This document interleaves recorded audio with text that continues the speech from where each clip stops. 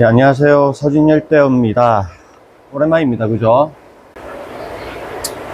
오랜만에 뵙는 것 같네요. 요즘 조용하죠? 많이 조용합니다. 조용했는데도 불구하고 개인적으로 많이 바빴습니다.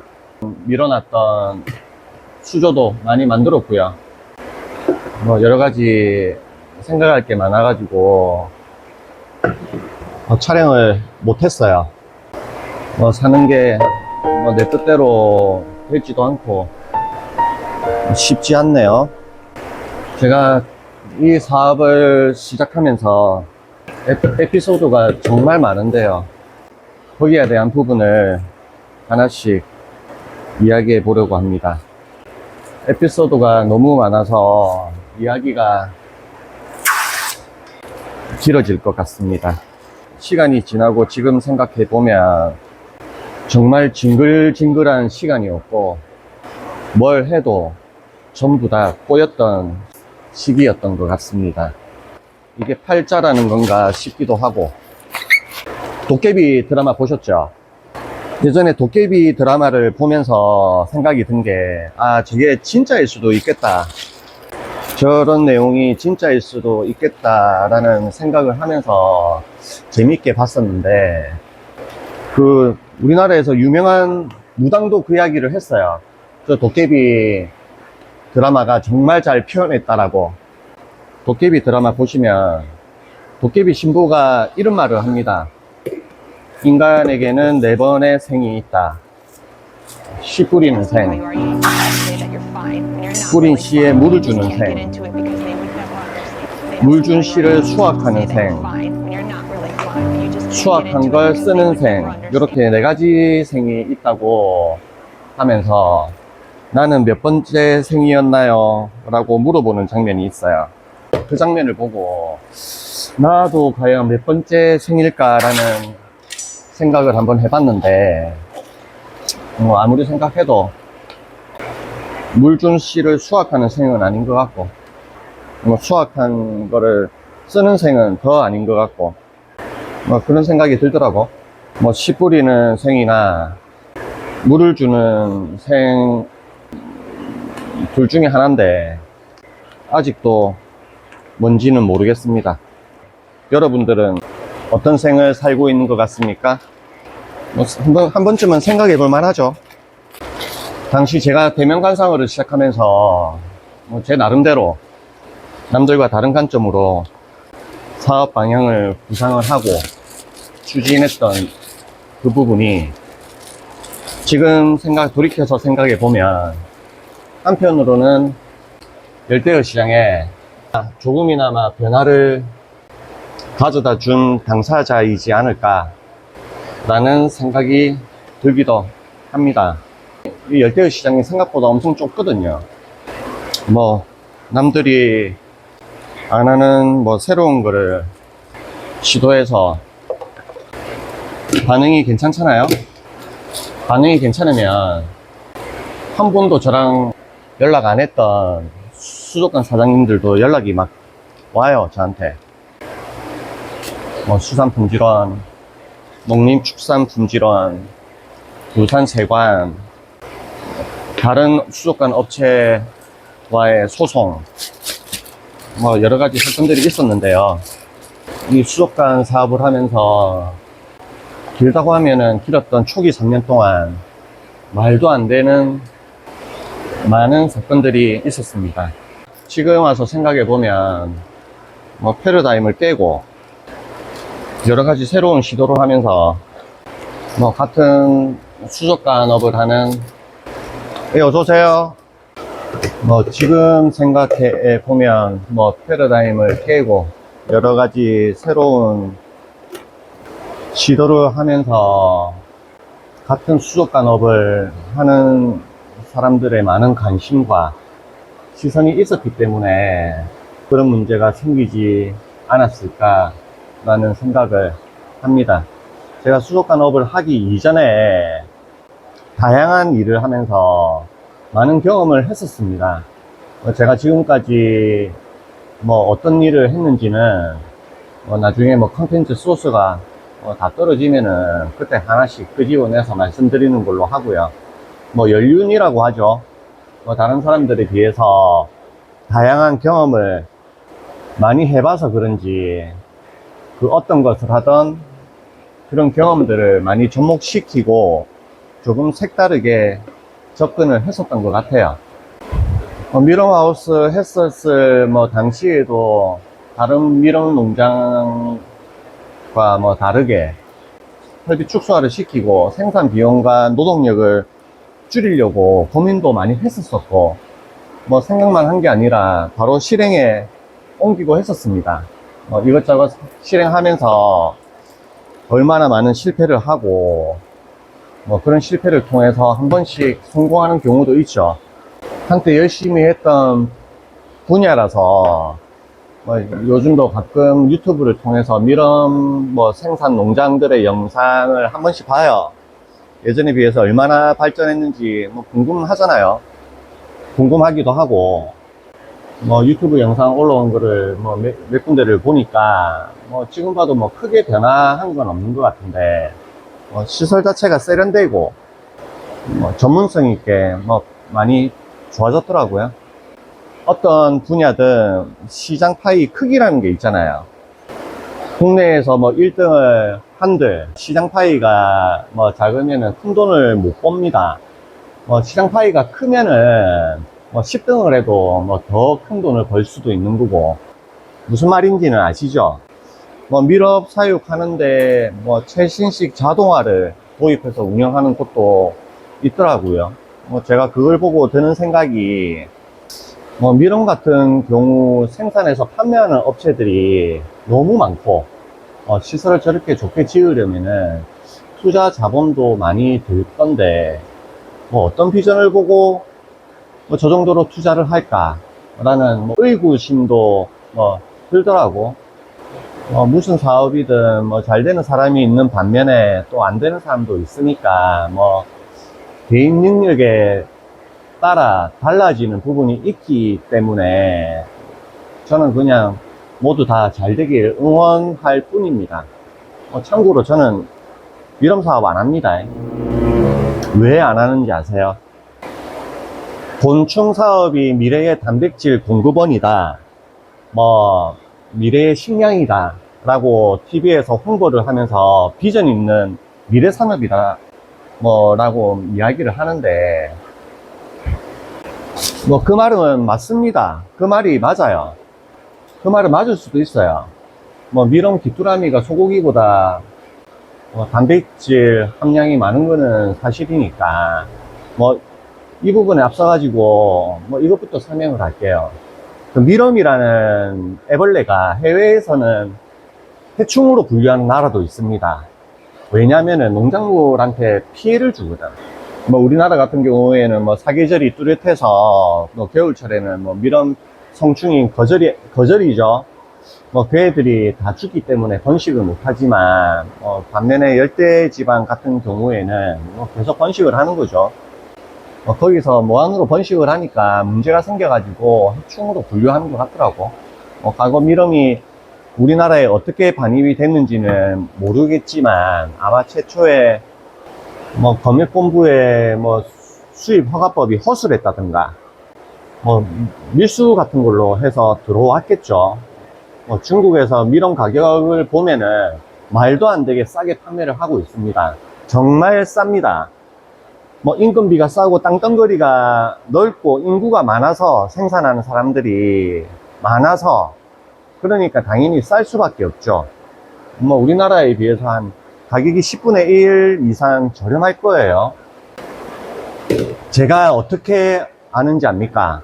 밀웜하우스 하면서 밀웜을 수입하려고 당시에 알아본 적이 있거든요.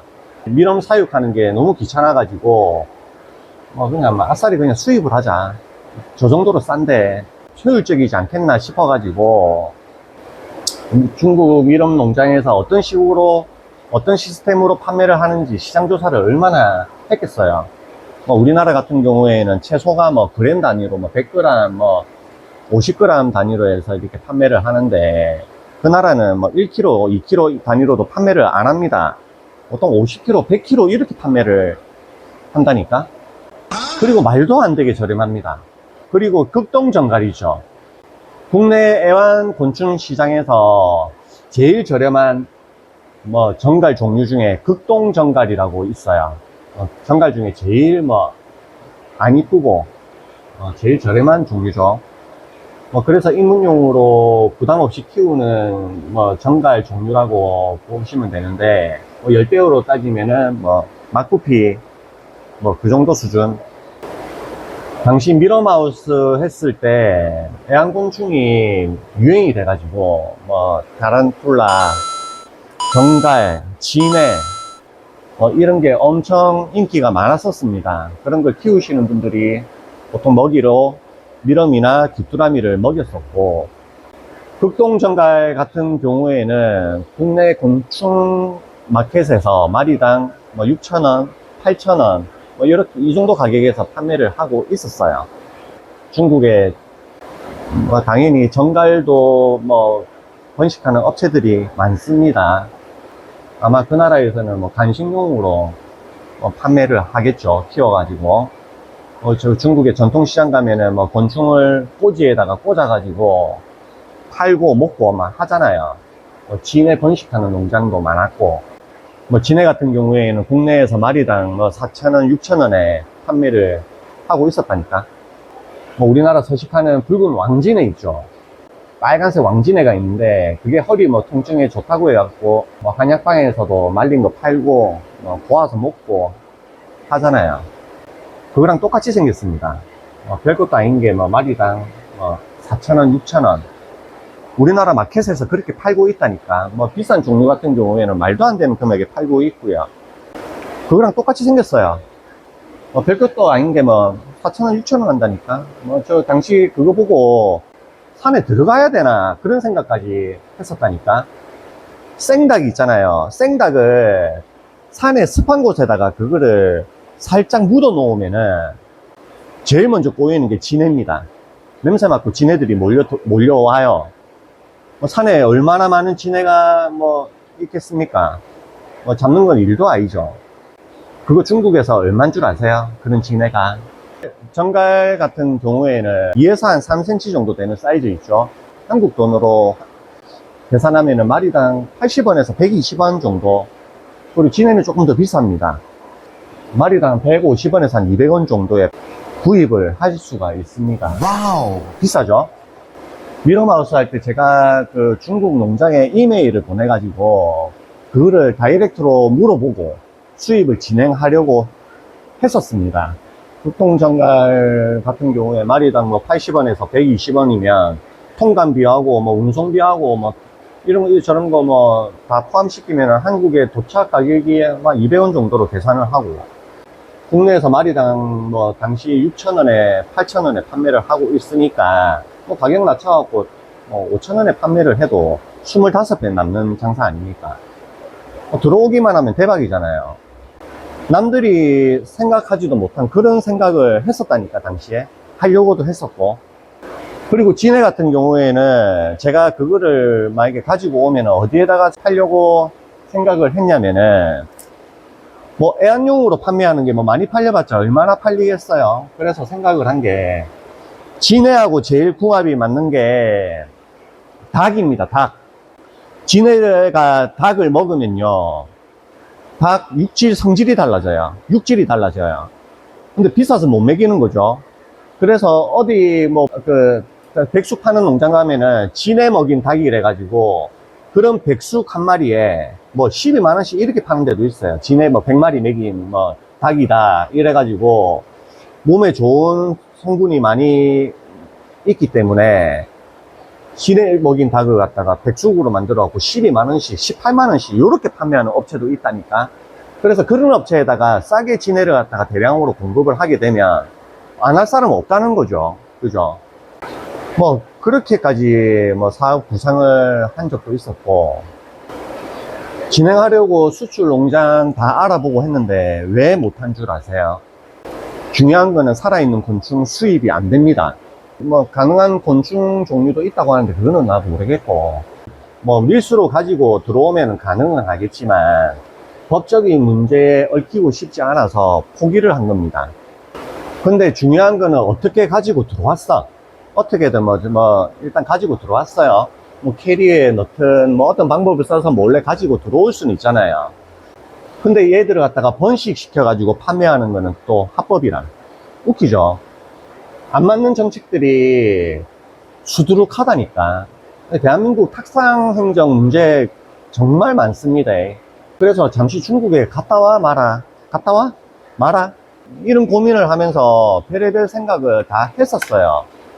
캐리어에 한 50마리씩 가지고 와서 번식해봐? 생각보다 번식은 엄청 쉽거든요. 번식하는 방법도 나름 공부를 했었습니다. 어떻게 번식하냐면 벽돌 있죠.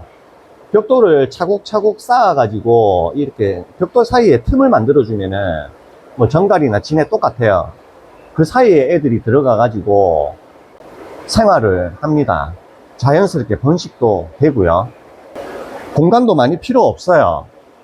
아파트처럼 높게 벽돌을 쌓을수록 이 층층별로 서식 공간이 많아지기 때문에 좁은 공간에서도 대량 사육이 가능하거든요.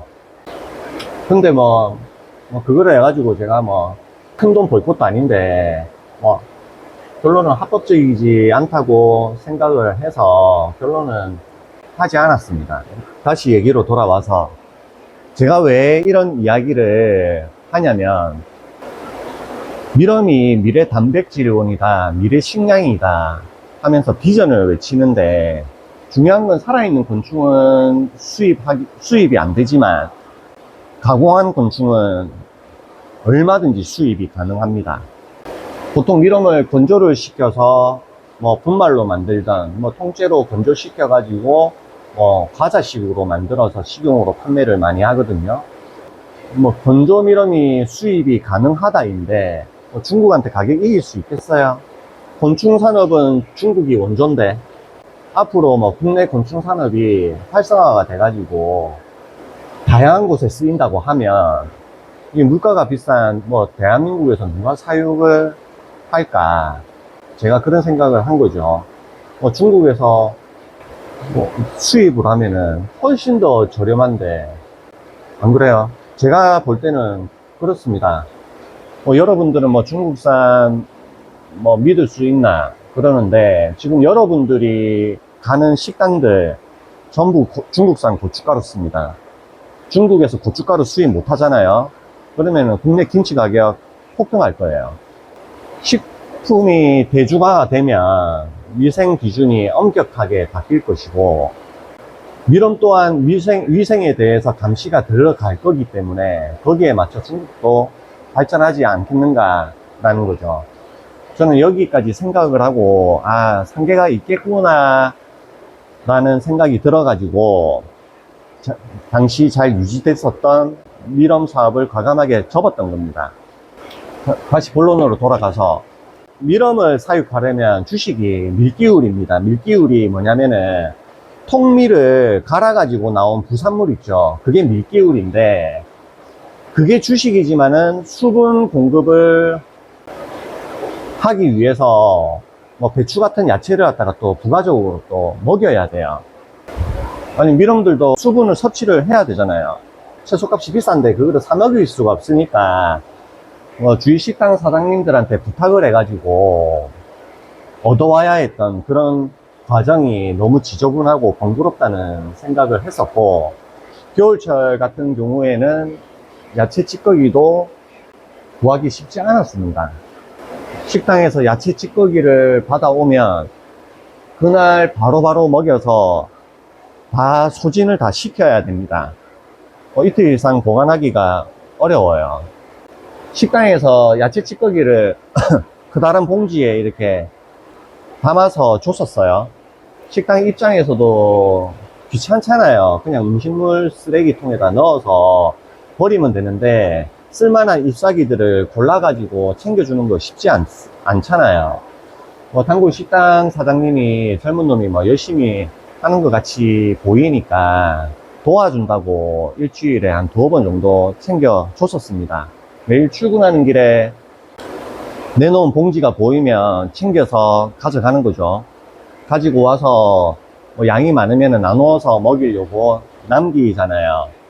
하루만 딱 지나면은 야채에 물이 생기고 금방 썩습니다. 냄새도 엄청 많이 나고요. 그래서 그날 가져온 날 바로바로 먹여서 없애야 됩니다. 얼마나 귀찮고 지저분하겠습니까? 남은 건 또 쓰레기 봉투 사가지고 또 버려야 했고, 밀기울이 가득 채운 상자에 미럼을 사육을 하는데 수분 공급한답시고 밀기울 위에 일반 물을 뿌리면 되지라는 생각을 하는데 안 해봤겠어요, 그거를. 중요한 거는 습하잖아요. 밀기울이 축축하게 젖거나 이렇게 습한 환경이 되면은 응애라고 불리는 진드기 같은 게 생길 수 있어가지고 직접적으로 물을 뿌리지 못했어요. 겁이 나가지고. 사육 환경이 습할 경우에는 응애 폭탄을 맞는다고 보통 이야기를 하거든요. 응애가 뭐냐면은 진드기 같은 해충입니다. 일명 먼지 진드기라고도 부르기도 하는데 먼지처럼 아주 작은 진드기가 있습니다. 그거를 응애라고 부르는데 응애 폭탄을 맞으면은 실컷 키워놓은 미럼을 팔지를 못해요. 그리고 한번 생기면은 없애기가 엄청 힘듭니다. 완전 초기화를 다 시켜버려야 돼요. 그래서 응애 폭탄이라는 말을 하는 건데, 응애가 딱 생기잖아요. 그럼 플라스틱 사육 상자 표면에 먼지가 쌓인 것처럼 이렇게 확 보여요. 저도 응애를 처음 경험했을 때 몰랐었습니다. 눈에 잘 보이지도 않으니까 밀기울 가루가 묻은 걸로 생각을 하고 신경도 안 쓰다가 어느 순간 뽀얗게 먼지가 앉은 것처럼 딱 되어 있어요. 자동차에 황사가루 떨어진 것처럼 어떤 모습인지는 아시겠죠? 진짜 먼지처럼 코팅이 이렇게 싹 되어 있다니까. 이게 뭐지? 이렇게 하고 만지잖아요. 그 먼지들이 움직여. 소름 돋을 만큼 징그럽습니다. 가수원에서 농사를 하면은 그런 다양한 응애 종류 때문에 농사를 많이 망치죠. 그래서 농약을 엄청 치는 거고요. 그렇다고 미럼한테 농약을 칠 수는 없잖아. 추가로 문제가 쌀통에 생기는 나방 아시죠? 작은 나방. 그게 화랑국나방이라는 종류인데 그런 것도 엄청나게 찾아옵니다. 그런 나방이 간혹 한두 마리씩 보이기 시작하면 일단 마음의 준비를 해야 됩니다. 곧 시작되겠구나라는 마음이 딱 생겨요. 동아제분이나 영남제분 이런 업체에서 40kg 마대에 밀기울을 포장을 해서 대량으로 판매를 합니다. 한두 포대씩 판매를 하는 게 아니고 주문 채소 물량이 있다 보니까 한 번씩 가져올 때 1톤 차에 50포씩 싣고 와가지고 창고에 쌓아놓고 보관을 하는데, 보관 과정 중에 화랑공나방이 어떻게 알고 찾아와요. 나방이 와가지고 밀기울에 알을 낳는 거죠. 그 질긴 마대를 뚫고 알을 낳는다니까. 밀기울이 만지면은 분말처럼 뽀송뽀송하고 부드러워야 되는데 그 나방들이 알을 놓으면은 부화를 하잖아요. 그러면 밀기울이 실타래처럼 뭉쳐버려요. 나방으로 변신하기 전에 변태 과정을 거치는 거죠. 누에 고치처럼.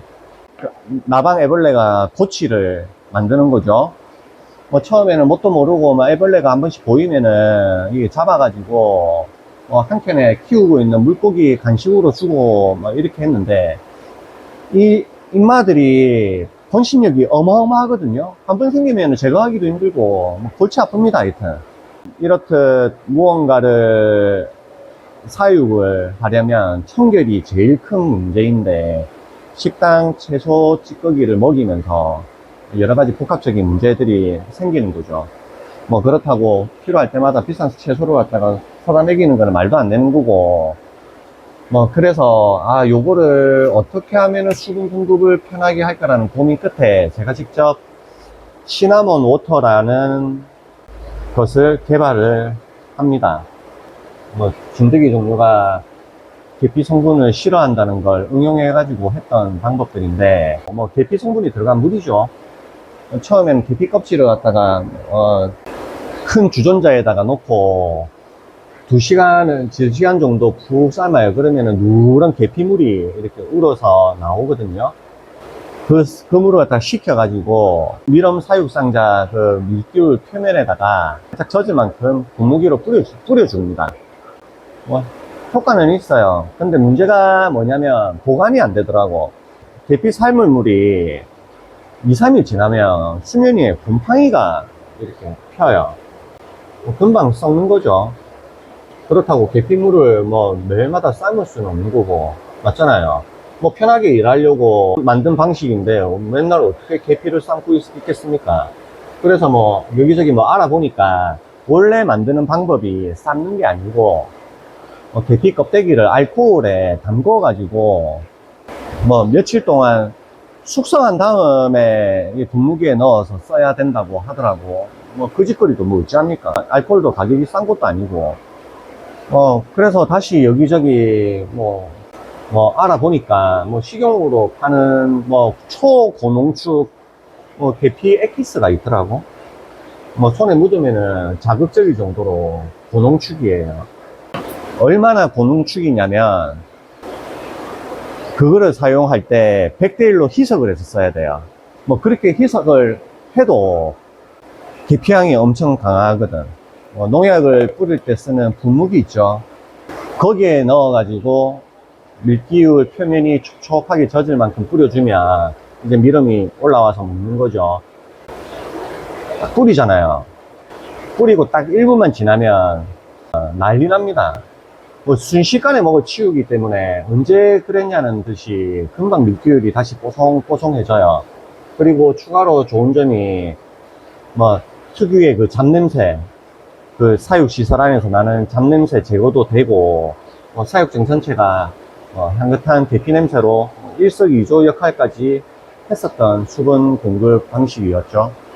뭐 당시에는 이 방법이 뭐 대단한 사육 노하우라고 생각을 하고 아무한테도 알려주지 않고 저만 그렇게 사용을 했던 수분 공급 방식이었습니다. 그리고 추가로 미럼 구입하시는 분들에게 홍보를 해서 뭐 판매를 많이 했었고 그로 인해서 추가 수입원이 생겼었고요. 그 와중에 진드기로 인한 사망사고 뉴스가 나오기 시작을 합니다. 뭐 어떤 사람이 잔디밭에서 진드기한테 물렸는데 죽은 거죠. 뭐 그것 때문에 진드기가 이슈화가 되면서 진먼지 진드기도 덩달아 이슈화되기 시작합니다. 뭐 진먼지 진드기 아시죠?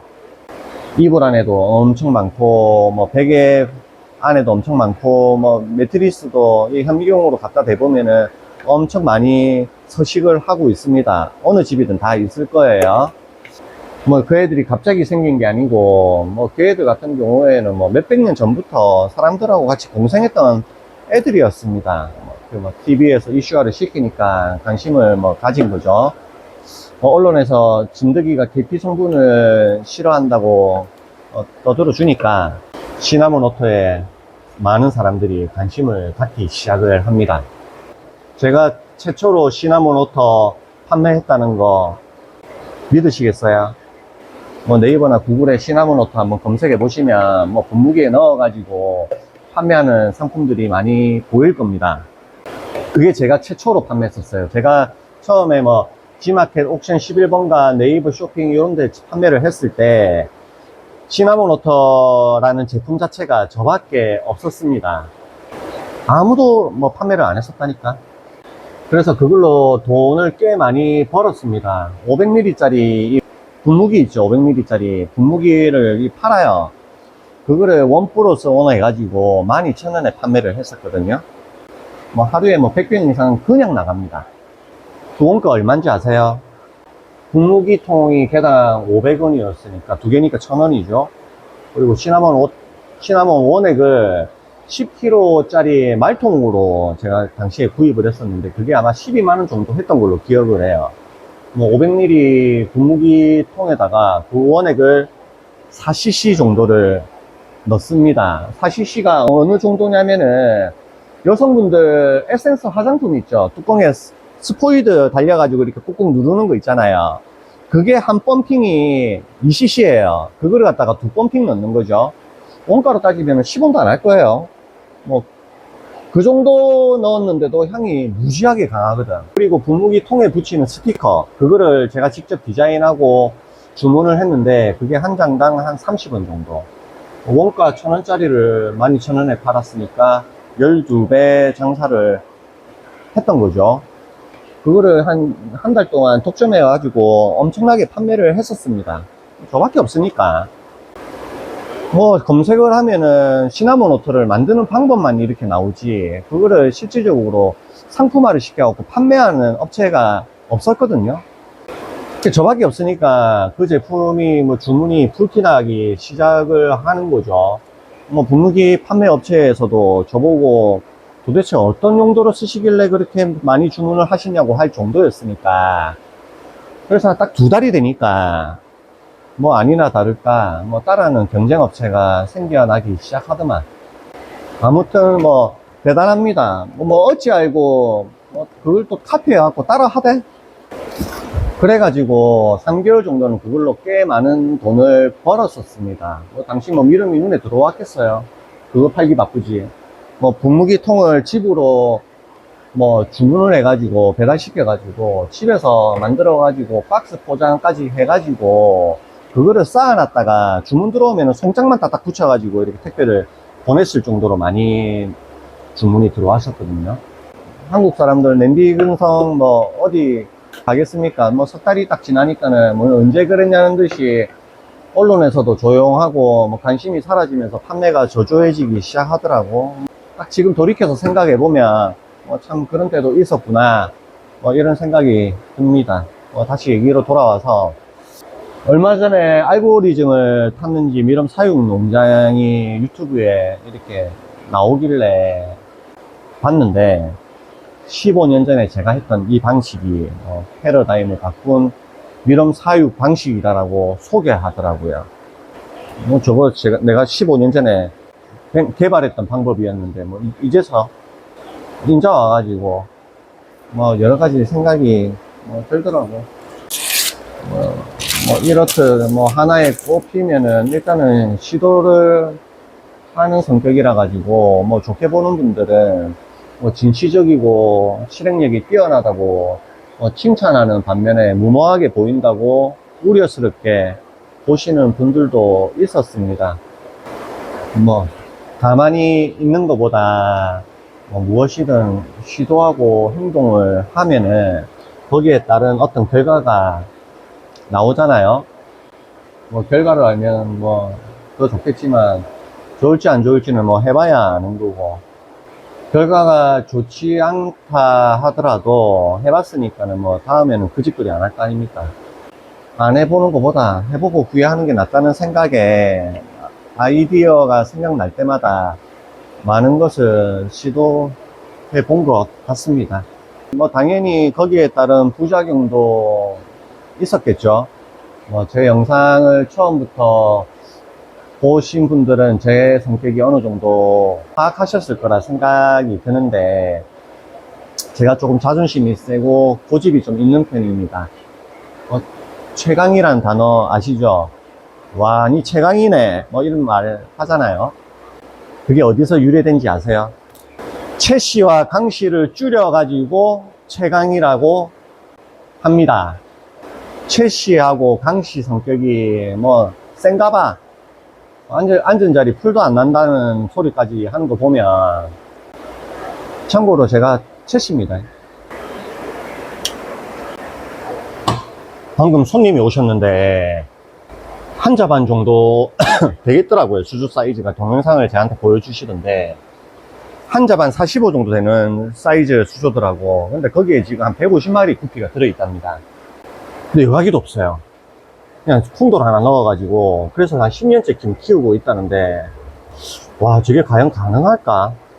바닥에는 그냥 오색사 자갈 그냥 깔아놓고 수초 몇 개 심어놓고 한 자반 수조에 한 150마리 구피가 있어요. 저게 안 죽고, 문제가 엄청난 과밀이거든요. 그 정도면. 그럼 죽어야 되는데, 문제가 생겨야 되는데 문제가 없대.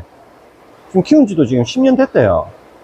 그렇게 키운 지가. 더 늘어나지도 않고 더 줄어들지도 않고 계속 그 정도가 유지가 되고 있다는데, 제 상식으로는 좀 이해가 조금 안 되네요, 좀. 고집 종류가 큰 부류로 두 가지가 있어요. 대표적인 게 황소 고집하고 물소 고집이 있는데, 이 고집들이 비슷한 것 같은데 달라요. 저는 뭐 황소 고집에 속하는 편이라 가지고, 황소 고집이 뭐냐면은 고집을 부릴 때는 순간 고집을 확 부립니다. 고집을 부려가지고 해보고 아니다 싶으면은 또 뭐 인정을 하고 바로 수그려요. 반면에 물소 고집은 한번 고집을 부려가지고 뭐 이렇게 결과가 나왔어. 결과가 누가 봐도 아니야. 그런데도 불구하고 끝까지 지 고집을 안 꺾는 게 물소 고집입니다. 보통 뭐 융통성이 없다고 하죠. 피곤한 스타일이죠. 저도 물소 고집 인간들하고 뭐 상종을 안 하는데, 물소 고집을 갖고 있는 사람들은 절대 인정 안 하고 그냥 고집만 부립니다. 뭐 이렇듯 고집이라고 다 같은 고집이 아닙니다. 저는 융통성이 있는 고집을 가지고 있습니다. 뭐 많이들 인생 수업료라고 하죠. 뭐 그동안 여러 가지 뭐 시도를 하면서 많은 수업료를 내고 뭐 혼나는 과정을 거치면서 뭐 성격도 많이 바뀐 것 같습니다. 책임져야 하는 가족이 있으니까 지금은 조금 더 신중하게 바뀌고 겁도 많이 생긴 것 같습니다.